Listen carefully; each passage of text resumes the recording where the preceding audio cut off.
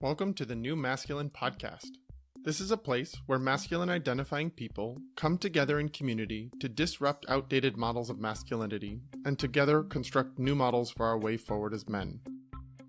As a special note, while this conversation is between men, this podcast values all beings and seeks to create positive impacts for all. I'm your host, Travis Stock. I am a master life coach, an equus coach, which means I often partner with horses when supporting clients, and I'm a teacher. In my coaching work, I am passionate about the balance of masculine and feminine energies in each of us, regardless of gender. I seek to help others nurture a relationship with both types of energy, which often leads to a greater sense of wholeness. And yet what I found in my work with men is that many of us have been taught messages about what it means to be a man by first teaching us to avoid anything that is associated with the feminine. That avoidance leads to few experiences of intimacy, emotions outside of anger, vulnerability, or even a sense of belonging. Striving to comply with these models of masculinity has many of us feeling isolated, ashamed, unworthy, afraid, angry, and depressed. That's why I started this podcast, to bring men together who are ready for something new, something more whole. Welcome back to another episode of The New Masculine, one that's part of a short series dedicated to hearing from the guys who attended the New Masculine's first in-person retreat. If you've been listening for a while, you've heard about the coaching work that I do with horses. And clearly, based on this podcast, I've got a passion for men's work. So in October 2024, I mashed these two passions together to expand the themes from these conversations into some in-person, face-to-face learning. If this is your first listen, I hope you enjoy hearing from another man's experience. Maybe you'll find a kinship to this guy. Maybe it'll even inspire you to consider this type of work for yourself. And once you've listened or watched our conversation, make sure to go back to the previous 2 episodes if you haven't already to hear from other guys as well. So let's get into chatting with this next guy, Steve Rowe. Steve's bravery was the first thing I knew about him because he signed up for this retreat without a lot of previous knowledge about me or my work. Someone in his life said, "You should go," and he did. But something we already shared, a mission of how healing connections with animals can be. You see, Steve has a therapy dog named Hope, who he brings into behavioral health and pediatric units, youth organizations, and hospice centers in Oregon. And by coming to this retreat, he hoped to learn more about how to serve others with his animal familiar. So let me welcome him in, just so you can hear directly from his experience. Thanks for joining me, Steve. Thanks for being here. I appreciate you making some time to share your experience. I think that hearing from the guys that went to the first retreat just makes it more likely that other guys will want to come to the next one. I hope so. Intrigued already? Well, the New Masculine's 2025 Men's Gathering is going down on September 20th and 21st in Sherwood, Oregon, which is just right outside of Portland. If you're interested, or you know a man that might be interested, there's a link in the description that will help you reserve a spot. You can also find out more details on travisstock.com. Back to my conversation with Steve. And I think you might have a guest that's joining us in our conversation today. Is there somebody you wanted to share? Sure. This is Hope. And Hope is a 4-year-old King Charles Spaniel. And she's a registered therapy dog with Pet Partners. And as you said in your introduction, I use her in the community work. And she really does play a large part in my life, as well as a good healing animal. What kind of things do you and Hope get into? Like, who are the kinds of people in the community that you're serving, and how does she help them? Well, I think just by being her, but we visit the hospital. That's one of the places we visit on a regular basis, Sante Rogue Regional Medical Center. And we visit people at the inpatient rehab. And these are patients that may have had strokes. They may have had amputation, some type of traumatic event in their life, and they're struggling maybe with trying to find out what that new normal is for them. And so I spend 15 minutes, half hour with them, and I just put Hope on their lap and I just visit to them about whatever they'd like to talk about. And you could just feel the temperature in the room, kind of, and the anxiety come down, and there's a few more smiles along the way. Also in behavioral health, these are individuals that have had mental health challenges in their life. And so my goal there is to, it's in a room, a day treatment room, and Hope is passed from one patient to another on their lap. And there's oftentimes tears shed because in this BHU, they can't bring their pets with them. And so a therapy dog is it's an important part of their life. I love hearing that. And I have my own experiences, obviously, with the horses that I work with, that sometimes just being next to an animal, having some fur to pet, being able to like feel their heart rate, feel their comfort that they can sometimes bring is really powerful for anybody in their journey. Well, so Hope doesn't register with Pet Partners out of Seattle, Washington, Hmm. and she and I take like a course and a test evaluation session. But in Pet Partners, dogs are the number one animal used for therapy work, but horses are number two. Oh, really? Yes, yes. And cats are number three, and then it goes to rabbits. And some of the United States has two therapy rats. Don't know where they are. Rats. Rats, exactly. I guess that probably takes a specific kind of receiver of that kind of therapy to want the rat therapy over a dog or a horse. Different strokes for everybody. I love that. Exactly. I love that these animals, without even us doing a ton, without us actually having, like, you're not even a trained therapist. You have a dog that is a registered therapy dog, but you're not a trained therapist. And so even without like some sort of like professional skill set as a mental health provider, the animals alone do just enough work that it's just like super beneficial without even all of the other stuff that can go along with it. You know, in my life, I like to think I have a car dealership, so that's my Mm-hmm. day job. Yeah. But I like to think when going through life is I have the skills of a business person, but the heart of a therapist. Mm. And so, really, what I want to do is whether it's at work or it's in the community, is practice servant leadership. Mm-hmm. And for that, and I get much more out of the experience than anybody else gets from my business, whether it's Hope visits, that type of thing. But there's just a tremendous satisfaction in that idea of giving back. Mm. That's beautiful. And I think that's one of the things I picked up on you really early on when we got to meet together down in Oregon for the men's retreat, was I could tell that part of what was drawing you into this work and wanting to come to this workshop was, how do I be even a better servant and a better leader in the work that I do? Tell me a little bit more from your own words and your own experience. Like, why did you decide to come to the men's retreat? Well, I saw it in an email, and it was in reference from another person and I had never heard your name, did Mm-hmm. not know at all. And so I saw this email, but I saw this horse and therapy, and I thought Portland, Oregon, and I'm in Grants Pass, Oregon. So I thought, that's not very far up the road. And so I came in, and my sister Lori works with me here in the business, and she's a big part of my life, both as a sister and also in business together. And I happened to mention your name, and she says, "Oh, I met Travis, and he's, I think this is something you'd really benefit from. I think you'd really enjoy it. And you know what? It's in Portland. Give it a shot." And so after that little bit of encouragement, it was like, okay, I signed up the same day. I'm so glad you did. And, I've built a fairly decent business based on the women in men's lives recommending they should go to something, or they should sign up or reach out to me. And then they're like, okay, here I am. Somebody told me to come. But I appreciate you being here for this conversation, because I also want men to give each other permission or encouragement to go to things like we went to together. I think I'm a constant learner. Yeah. I really enjoy learning, and we isn't dealing with people, as I said, serving people. But being a man in today's world, it can be challenging. Yeah. There's just different expectations, and you have to be able to adapt to different situations of different ages and different genders, and it's just being comfortable in relating to people wherever they're coming from. And sometimes people are not nice, but I tend not to ask what's wrong with the person, but rather what's happened to that person. Mm-hmm. And so many times I found when I ask what's happened to that person, then you find out something in their background that says, okay, that explains it. Yeah. Yeah, it's amazing how often the first place many people jump to is the judgment. What's wrong with that person? And yet, if you actually just get a little bit more curious, you'll find out something about their story that sheds light and opens up space for compassion for why someone might be showing up a certain way at a certain moment. It's so true. It's so true.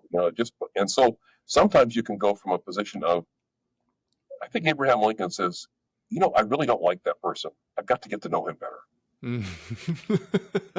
And I think that's like a powerful statement of really getting to know where a person is. And once you find it out, then you find out let's not check on our differences. Let's check Mm-hmm. on what we have in common with each other. Mm-hmm. Yeah, and it points to like sort of a key philosophy in the men's work that I do is that we're all better when we can learn from each other, when we get to know each other, when we experience each other's differences. And instead of relating to those differences from a place of fear or concern or judgment, that we actually create space for each other's differences, that we can all be men in the way that we feel most comfortable and that feels authentic to us. And that by being in the space with each other, we can learn even more options for the rest of us. We don't all have to fit into certain narrow confines of maybe what we were taught as little boys growing into manhood, but we can actually find more options that are available to us. Absolutely. So you already had some comfort with the therapy with a dog world. What made horses a yes for you? Well, I have a word each year, and for 2025, and I think it's been true for many years, but the word is curious. Mm-hmm. And so my statement is be curious, not furious. But that word curious, when horses, I've never been around horses that much. Mm. I'm not afraid of them in any way, um, but I've been curious about it. And of course, I've read about the healing value of horses. And again, my sister's done some work with horses on not a therapy work, but in class work and that type of thing. And so I really says, I'd like to become part of this. And at the same time, what could I take? Because you know what? A horse is on four legs. Hope is on four legs. What can I use in that experience to maybe make Hope a better therapy dog? And so, Mm. but I've always heard about this power of horses and healing. And I will say, after working with the horse up there, it is a totally different experience. Yeah. And yet, there's a lot in common. Uh-huh. Yeah, I So wondered what your experience was going to be like, if it was going to be similar or different. exactly, and the work was the same, but of course the size of the horse, Mm-hmm. is so different. Hope is 13 pounds. And Versus of a course, 1,000 to 1,200 pounds. exactly. Yeah, you just got to add some more zeros on the end of that Uh-huh. number to make it true. And a horse can hurt, and you did a Mm-hmm. great job with making me feel safe in Mm. that of that experience, because you really took us from the basic level. I think it would be good for any person, but for myself, I've never even, I would say, I've maybe ridden a horse, but been around them a little bit. But I've taken on a real, appreciation for the healing that work that a horse can do, and the as you talked about, the way the horse can just sense your body feeling and your body temperature and your heartbeat, and develop this oneness with you. And I truly Mm. think that can happen. I appreciate you sharing a little bit about that early parts of our workshop where we were basically getting our footing and getting to understand the horses. And, a lot of guys that I work with don't have any experience with horses, or maybe like you, they've ridden a couple of times, but there's something different about riding a horse that's been like trained for trail rides and is sort of desensitized to pretty much everything. It's what we call in the horse world bomb proof. Like a bomb Yeah. could go off next to that horse and it'd be fine. Something different about sitting on a horse doing something that it's trained to do versus being on the ground, which is what my work is, none of it's writing, face to face with this being that doesn't speak the same language as you do, and now it's about building a relationship to them. There's something very different about that, and doing so in a way that they're not trained or patterned to do. It's all about dialogue and communication, and how are we showing up, and them basically feeling into what they feel and responding to what they feel. So I appreciate you sharing a little bit about that, because I think if there's anybody that's listening to this and you're like, well, I don't have any horse experience, I can't go to this retreat, don't let that hold you back. I will help walk you through how to be safely with the animal.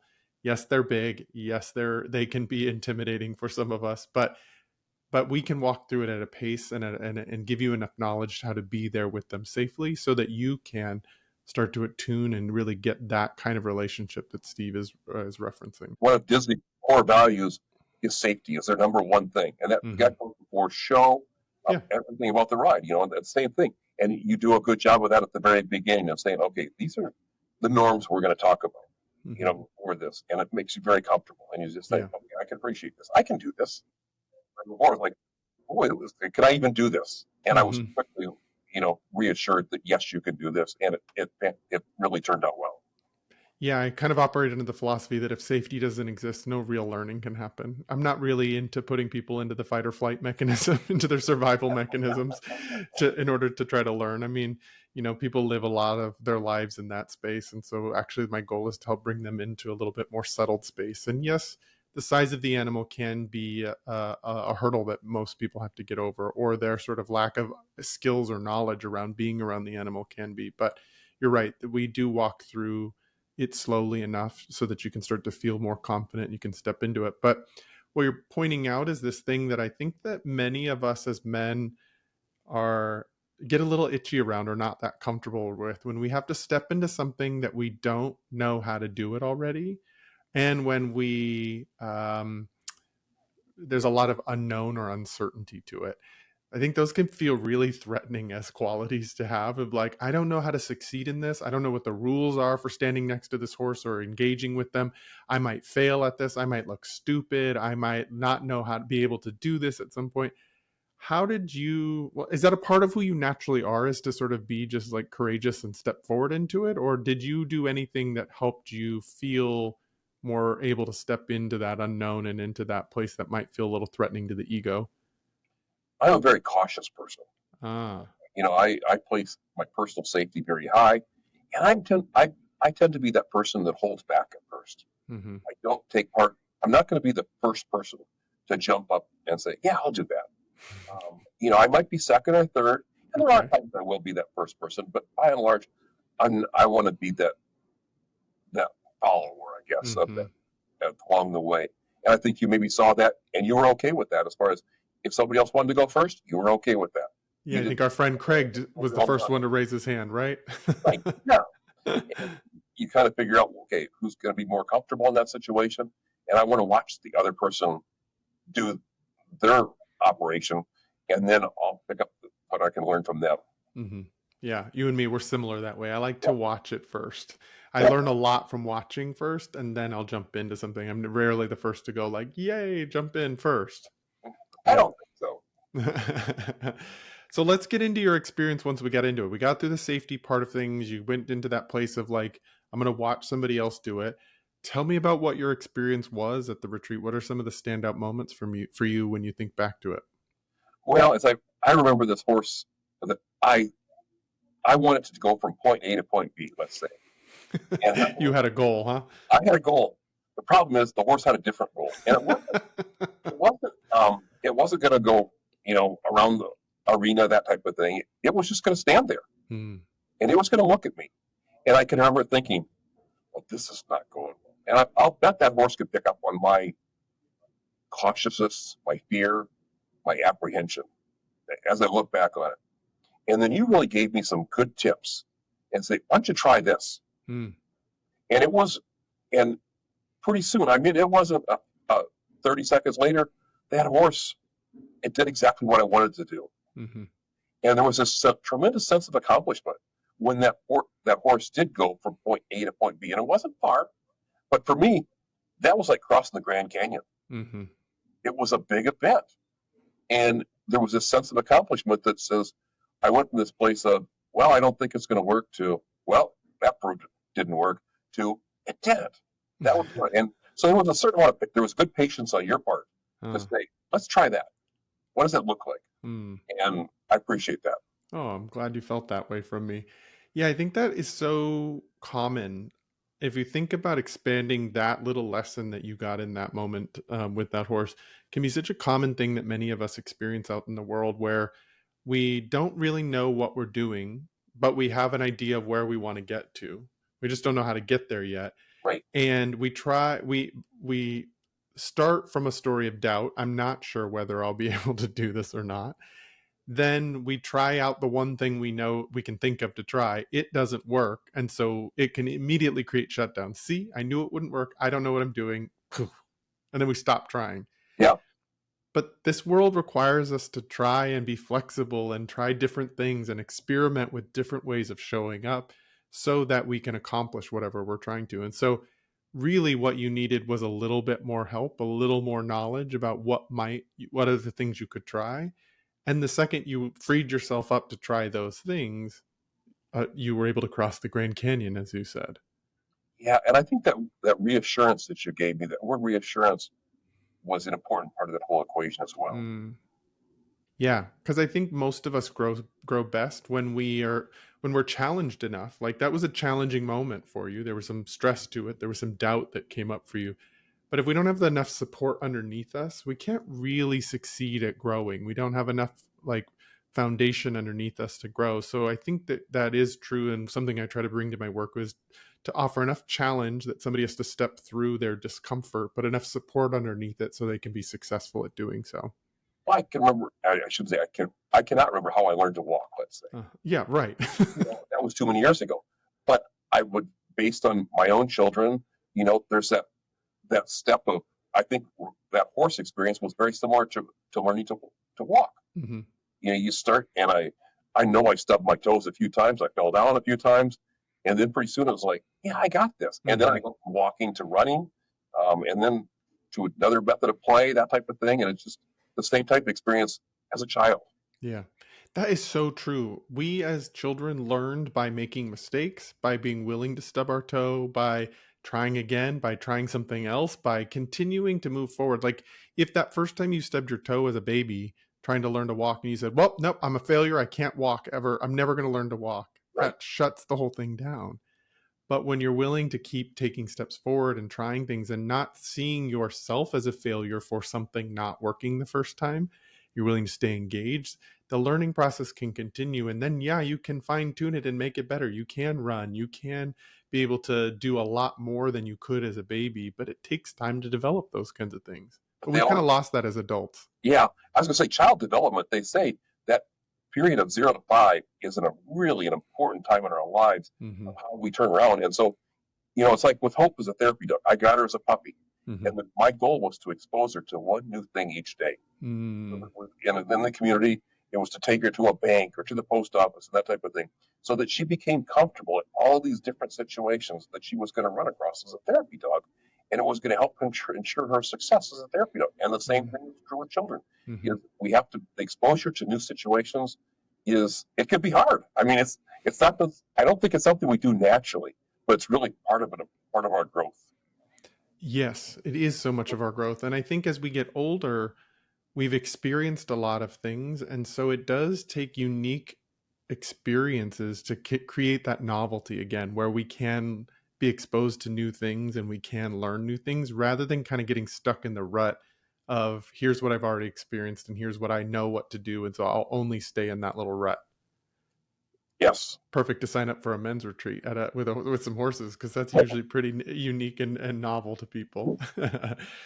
So when you think about that lesson that we went through in that first sort of round with the horse, and you were able to walk across the Grand Canyon, is the metaphor that you used, how does that help you now in your outside world? Like, how have you applied that lesson to anything in your actual real world?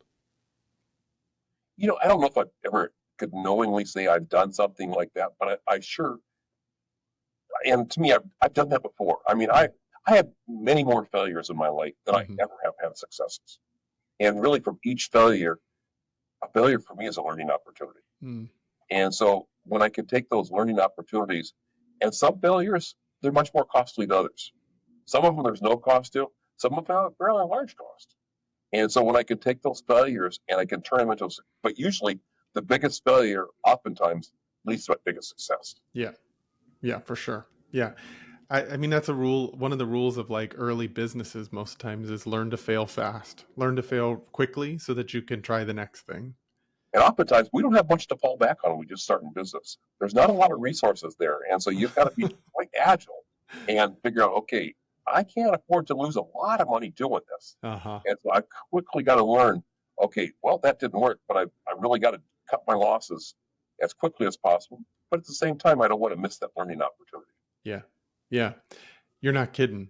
That's something I've had to learn as a small business owner that I didn't anticipate, as I didn't know that I'd be running my own business, but you're not kidding that is something we have to deal with. What other experiences? Like I know we had that one-on-one experience with the horse where you were able to interact with the horse one-on-one, but I also had some experiences where I paired you guys up or put you in a group with the other guys to interact with some horses. Any lessons or experiences that stick out to you from that time?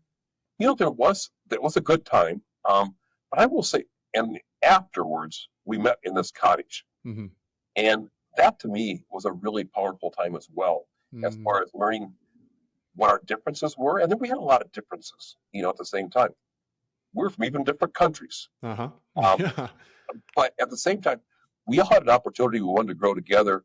And, when you first walked in the room with these people in the group, there was a certain hesitancy, I guess, on my part. Are they going to like me? Am I going to like them? What can they teach me? What can I teach them?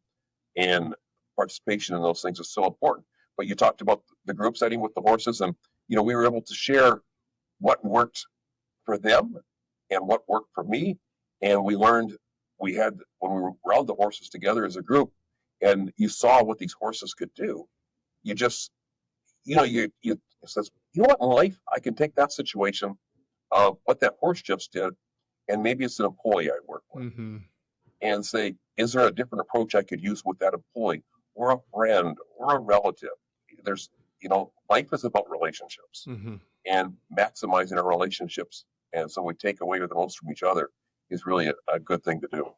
That's the cool thing about the work with horses, is that it is a very relational thing. You're in relationship with another being. You're getting to watch their patterns. You're getting to watch the other people you're engaging with, their patterns. And a core tenet of my work is that so often when you're in those interactions and playing out those relationships, whether it's with a horse or another guy that's at the retreat, it's going to remind you about somebody. It's going to remind you of a colleague of yours or a coworker, or a situation with your wife, a situation with a friend of yours. Like, it's going to remind you of things that you're experiencing in life.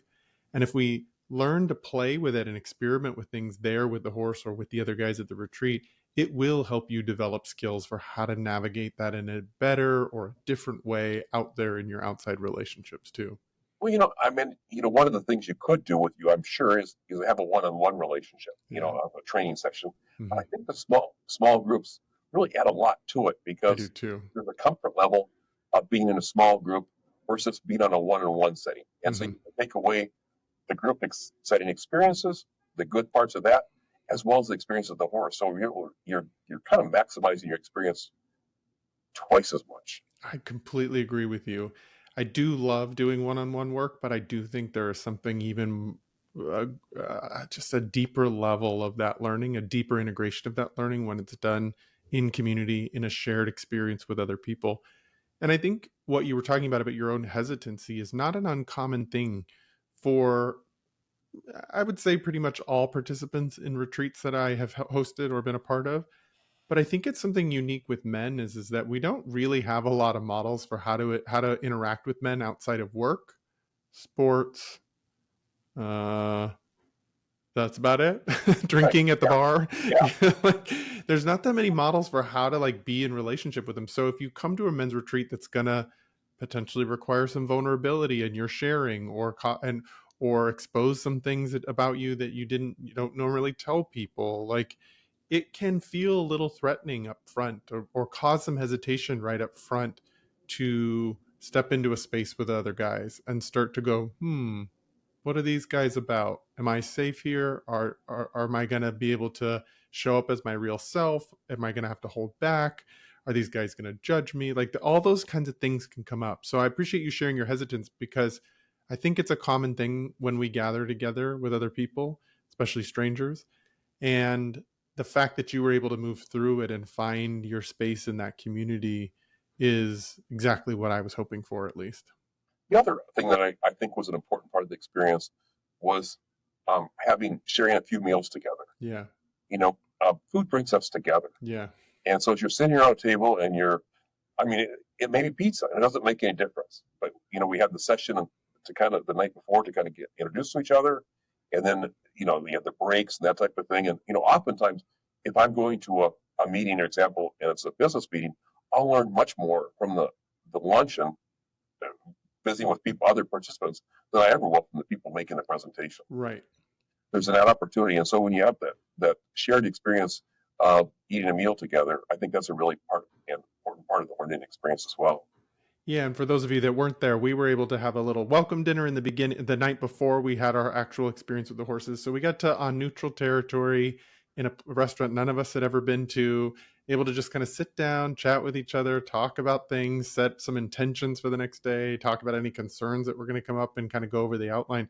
So we got to do that one. Then we got to have some horse experience the first morning. Then we got to have some lunch together in the afternoon. And then we got to have another set of experiences with the horses in the afternoon. So you're right, there's kind of this natural flow and progression, and some of it's on and active, and some of it's just sharing a meal with a buddy. Well, I think there's also, you have this, I'll call it the stress of the horses, because there is Uh-huh. a certain stress level, but the meals also allow that, to relax a little bit. And so there's Right. the tension, relax. And it wasn't a serious tension, but it was a tension for me, I will say. I've never been around horses before. Mm-hmm.